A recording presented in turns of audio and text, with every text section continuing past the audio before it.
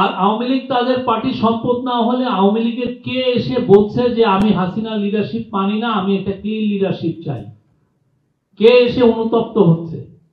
বরঞ্চ এদের অনেকে মিথ্যা কথা বলছে। সরকারের অবস্থান খুবই স্পষ্ট। আওয়ামী লীগের, আপনি জানেন যে আওয়ামী লীগের টপ লিডারশিপ, আওয়ামী লীগের অনেকেই এই পুরো জুলাই হত্যাকাণ্ডের সাথে জড়িত, আপনি জানেন। এবং কালকে হিউম্যান রাইটস ওয়াচের আপনারা যদি খুব মনোযোগ দিয়ে রিপোর্টটা পড়েন, ওই রিপোর্টের 17তম পাতায় আছে, সেখানে স্পষ্টভাবে তারা লিখেছে যে শেখ হাসিনা নিজেই ডাইরেক্টলি অর্ডার দিয়েছেন এনফোর্স ডিসঅ্যাপিয়ারেন্স, মানে গুমের এবং কিলিং এর। তো তারা অফিসারদের সাথে কথা বলেছে, অফিসাররা হিউম্যান রাইটস ওয়াচকে জানিয়েছে।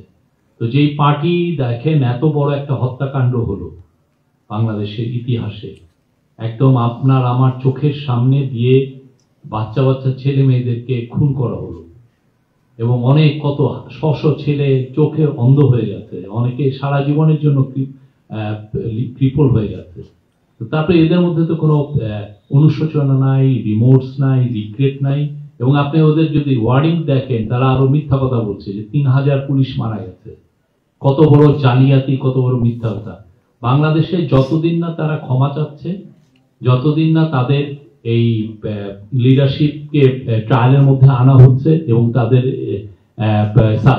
সাবমিট টু জাস্টিস, এবং তাদের যতদিন না তাদের অ্যাকাউন্টেবিলিটির মধ্যে আসছে, ততদিন তাদের কোনো প্রোটেস্ট করার আসলে করতে দেওয়া হবে না। প্রোটেস্ট কোনো ধরনের কোনো, বাংলাদেশের মানুষকে আগে তাদেরকে আগে বিচারের সম্মুখীন হতে হবে। আমাদের স্পষ্ট অবস্থান। আওয়ামী লীগের যারা ধরেন ক্লিন আছে বা যারা এই হত্যাকাণ্ডে জড়িত না, তারা কি অনুতপ্ত হয়েছে? তারা কি বলেছে যে আমরা অনুতপ্ত? আপনি দেখেছেন আমাদের পার্টি এই কাজটা করেছে, এই জন্য আমরা অনুতপ্ত ফিল করছি, আমরা ক্ষমা চাই। এটা তো মানে আপনি কিলিং গুলো দেখেন না, আপনি 71টা শিশুকে তারা মেরেছে, মানে হেলিকপ্টার দিয়ে আপনি উপরে যাচ্ছেন, হেলিকপ্টার দিয়ে আপনাকে মারছে। আর আওয়ামী লীগ তাদের পার্টির সম্পদ না হলে আওয়ামী লীগের কে এসে বলছে যে আমি হাসিনা লিডারশিপ মানি না, আমি একটা ক্লিন লিডারশিপ চাই? কে এসে অনুতপ্ত হচ্ছে? বরঞ্চ এদের অনেকে মিথ্যা কথা বলছে। আমরা আমাদের অবস্থান তো বারবার স্পষ্ট করেছি। আমরা দুটো ডেট দিয়েছি। একটা হচ্ছে যে যদি কোন রিফর্ম হয়, সেক্ষেত্রে এই বছরের ডিসেম্বরের মধ্যে ইলেকশনটা হবে, হ্যাঁ, সেটা আমরা বলেছি, মানে ইন্টারিম গভর্নমেন্ট বলেছে। আর একটা হচ্ছে যে যদি পার্টিগুলো মনে করে যে না, আমরা আরো বেশি রিফর্ম চাই গভর্নমেন্টের কাছ থেকে, তাহলে সেক্ষেত্রে আরো 6 মাস এটা এক্সটেন্ড করা যেতে পারে, মানে জুন 2026 এর মধ্যে হতে পারে। এটার ব্যাপারে বারবার আমাদের ইন্টারিম গভর্নমেন্টের অ্যাডভাইজার, আমাদের মাননীয় চিফ অ্যাডভাইজার বারবার এটা বলেছেন। এখন ইলেকশন কমিশন একটা ইন্ডিপেন্ডেন্ট অর্গানাইজেশন, ইন্ডিপেন্ডেন্ট বডি, তারা তাদের কথা বলছেন। আমার মনে হয় যে এটা নিয়ে সামনে আরো কথা হবে, স্পষ্ট একটা যখন আসবে স্পষ্ট ডেট আপনারা শুনবে। বাট তার আগে যেটা খুবই প্রয়োজন বা যেটা নিয়ে কাজ হচ্ছে, সেটা হচ্ছে যে রিফর্ম। সেই রিফর্মের আমরা আশা করছি যে এই মাসের ফেব্রুয়ারি মাসের মাঝ বরাবর সমস্ত রিফর্মের রিপোর্টগুলো পাওয়ার পরে কনসেনসাস কমিশন কাজ করবে। ওইটার পরে রিফর্মের উপরে অনেকগুলো নির্ভর করবে আসলে এক্স্যাক্টলি কবে ভোটটা হবে।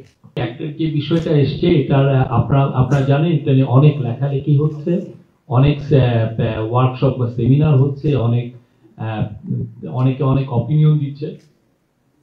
আমরা সমস্ত অপিনিয়নকে সম্মান জানাই, প্রত্যেকটা অপিনিয়নকে সম্মান জানাই। আপনারা আরো এটা নিয়ে কথা বলেন। এই গভর্নমেন্ট, ইন্টারিম গভর্নমেন্ট এমন কোন ল করবে না যেটা এই জনগণের বা কারো কথা বলার রাইটকে ক্ষুণ্ণ করে, এমন কোন ল করবে না। বাট এটা হোল আইডিয়া ছিল যে আগে যেহেতু সাইবার সিকিউরিটি একটাই স্ক্র্যাপ করা হয়েছে, সেই স্ক্র্যাপের ফলে আমরা চাচ্ছিলাম যে একটু তাড়াতাড়ি একটা ল করতে, কারণ একটা ভ্যাকুয়াম তৈরি হচ্ছে। আপনি জানেন অনলাইনকে ইউজ করে যারা ভালনারেবল, যারা জনগোষ্ঠী, মেয়েদেরকে, শিশুদেরকে টার্গেট করা হয়, বুলিং করা হয়। তো সেই জন্য একটা ল আমরা তাড়াতাড়ি চাচ্ছিলাম যে যাতে এই ভ্যাকুয়ামটা, মানে এই গ্যাপটা খুব দ্রুত পূরণ হয়। কিন্তু আপনারা সবাই এটা নিয়ে বলছেন এবং এই বিষয়টা আপনাদের প্রতি মানে ইন্টারিম গভর্নমেন্ট রেসপেক্ট করে এবং এটা নিয়ে আপনারা আরো কথা বলতে পারেন, সেটা সবার কথাগুলো অ্যাকোমোডেট করবে। এবং ইতিমধ্যে অনেক বিদেশি সংস্থা ওরাও বলছেন, ইভেন মাইক্রোসফট এর global head of policy sir নিক ক্লেগ, উনি ব্রিটেনের ডেপুটি প্রাইম মিনিস্টার ছিলেন, উনিও বলেছেন যে ওনারাও এই সিমিলার ল অনেক দেশে হয়েছে এবং সেই ব্যাপারে ওদেরকে ওনারা কন্ট্রিবিউট করেছেন যে কিভাবে এই লটা করতে হয়, সেই ক্ষেত্রে ওরা ওনাদের এক্সপার্টিসটা দিয়েছে। ওনারা কিন্তু বাংলাদেশের ক্ষেত্রেও তারা এই এক্সপার্টিসটা ওনারা অফার করেছে। তো আমরা সবার সাথে এই সবার কথাটা আসুক এবং এটা এমন একটা ল হবে যেটা সমস্ত কনসার্নকে অ্যাড্রেস করা হয়। সাংবাদিকের ব্যাপারে আমার মনে হয় এখানে হিউম্যান রাইটস ওয়াচের যে আমি রিপোর্টটা কালকে সারা রাত পড়েছি, পড়ে আপনি দেখেন 140 জন ওনারা বলছেন অথরিটিস কিন্তু কেস দেয়নি, ওখানে বলেছে অথরিটিস। কিন্তু আমার মনে হয় হিউম্যান রাইটস ওয়াচের এখানে জানার ভুল আছে যে এটা অথরিটিস, এটা হচ্ছে যে ভিকটিমের ফ্যামিলিগুলো কেসগুলো করেছে, এটা বাংলাদেশ গভর্নমেন্ট করেনি, পুলিশ করেনি। সাংবাদিকদের এগেইনস্টে যে কেসটা সেটা আমরা করিনি, এটা করেছে ভিকটিম। এখন একজন ভিকটিমের ফ্যামিলি যার ছেলে মারা গেছে, যার ভাই মারা গেছে, উনি যদি এসে কারো এগেইনস্টে কেস করেন, সেখানে আমরা তো এটার জন্য দায়ী না, সেক্ষেত্রে আমার কি করার আছে? সেই জায়গাটা আমার মনে হয় ওনাদের এটা ভুল হয়। আমরা অবশ্যই তাদের সাথে কন্ট্যাক্ট করবো, করে বলবো যে আপনারা এটা অ্যামেন্ড করতে হবে, বিকজ এটা তো আমরা কেসটা করি নাই। আপনি যদি দেখেন 140 জন বা সাংবাদিক বা যার কথা বলা হচ্ছে একটা ভিকটিম ফ্যামিলি কেস করেছে, এবং সেক্ষেত্রে আমরা মোরালি ওই ভিকটিম ফ্যামিলিকে যে বলতেও পারি না যে না আপনি কেসটা করেন না। তো বাট আমরা যেটা করেছি সেটা হচ্ছে যাতে মানুষজন যাতে হ্যারেস না হয় এবং এই হ্যারাসমেন্টটা যাতে এবং এই কেসগুলো যাতে খুব দ্রুত একটা ডিসপোজ অফ করা যায়, সেই জন্য একটা তথ্য মন্ত্রণালয়ের একটা 8 সদস্য বিশিষ্ট একটা কমিটি করে দেওয়া হয়েছে, headed by additional secretary. Additional ওনারা খুব দ্রুত এই কেসগুলো দেখবেন, ওনারা ইনভাইট করেছেন আর যারা যারা কেস হয়েছে যাদের এগেইনস্টে তাদেরকে বলেছেন যে আপনারা আপনাদের আমাদের সাথে কন্ট্যাক্ট করেন, ওনারা কিন্তু ইনভাইটও করেছেন। তো এই জায়গাটা আমরা মনে করছি আমরা যথেষ্ট স্বচ্ছতার ইয়েতে আছি এবং মাত্র 4 জন সাংবাদিক অ্যারেস্ট হয়েছে, বাকি আপনি দেখেন কারো কেউ তো অ্যারেস্টও হয়নি, ঠিক না? তা আমরা চাচ্ছি যে এই কেসগুলোর মাধ্যমে কেউ যাতে হ্যারাসমেন্টের শিকার না হয়। আর 3 নম্বর যে সিপিডির যেটা কথা বললেন, আমরা মনে করি যে আমাদের বিজনেসের পরিবেশ এবং এই গত 6 মাসে এই গভর্নমেন্টের যে অর্জন এটা অভূতপূর্ব। আপনি দেখেন এই যে প্রত্যেকটা এই যে স্টক মার্কেটে আপনি দেখবেন যে প্রত্যেকটা কোম্পানি কিন্তু তাদের প্রফিট এগুলো ঘোষণা করছে, তাদের 3 মাস বা 6 মাসের ইয়েটা ঘোষণা করছে, এবং আপনি দেখেন না কোম্পানিগুলো কেমন পারফর্ম করেছে গত 6 মাসে, সেখানে তো স্পষ্ট দেখা যাচ্ছে। প্লাস কি আপনি এক্সপোর্টের ফিগার, আমরা বারবার বলছি যে আমরা এক্সপোর্টের কোনো ফিগার ম্যানিপুলেট করি না।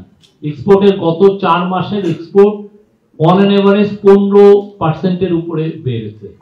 আপনি গত কয়েক বছরে অন অ্যান এভারেজ 4 মাসে 15% উপরে বেড়েছে, কয়টা ফিগার আছে?